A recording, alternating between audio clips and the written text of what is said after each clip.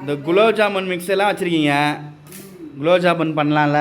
சரி பண்ணுவோம்டா, பெரியம்மா கொடுத்தாலாம் இன்னைக்கு. ஓ, அதுக்கு தான் ரெடி பண்ணிட்டு இருந்தீங்களா? சூப்பரு. இது கொஞ்சம் கொஞ்சமாக தண்ணி ஊற்றி நல்லா பிணைஞ்சிக்கிட போகிறேன்.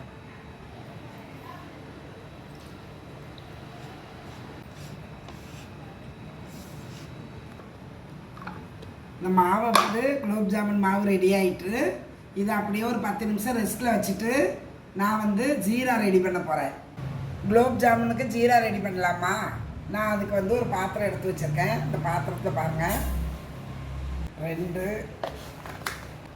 3 4 அது முங்குற அளவுக்கு தண்ணி.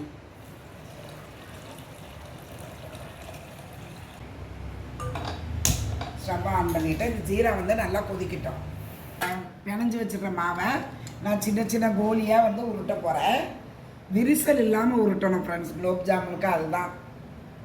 இந்த பாருங்கள், அந்த விரிசல் வந்ததுன்னா அப்படியே உடஞ்சிரும். விரிசல் இல்லாமல் இப்படி சின்ன சின்ன உருண்டைகளாக உருட்டி போடுறேன்.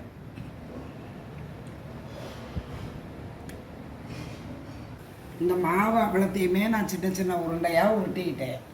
இப்போ இந்த ஜீரா நல்லா கொதிக்க ஆரம்பிச்சிட்டு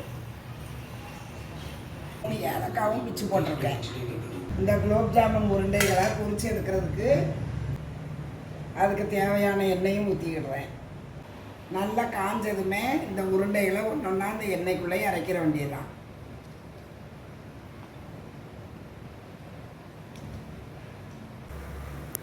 இந்த அளவுக்கு ப்ரௌனிஷாக இருந்தால் எடுத்துடலாம். எண்ணெயில் போட்ட குலோப் ஜாமுன் உருண்டைகளை நான் அப்படியே பொரித்து எடுத்துட்டேன். இந்த பக்கம் ஜீரா ரெடி ஆகிட்டு ஃப்ரெண்ட்ஸ். குட்டி குட்டி உருண்டையாக உருட்டுறேன்.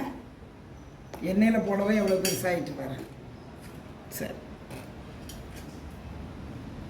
குலோப் ஜாமுன் ரெடி.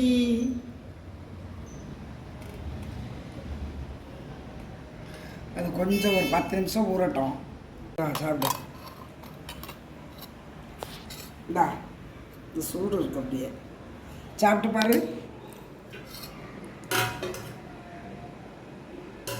ரொம்ப நாள் கேட்டுட்டு இருந்தேன் குலோப் ஜாமுன். குலோப் ஜாமுன் ரொம்ப நாளாக கேட்டுக்கிட்டு இருந்தல. எப்படி இருக்கியா? இனிப்பு இருக்கா? சூப்பராக இருக்கு, நல்லா இருக்கு. ஓகே, பாய். வேற ஒரு வீடியோவில் மீட் பண்ணுறோம். வேற ஒரு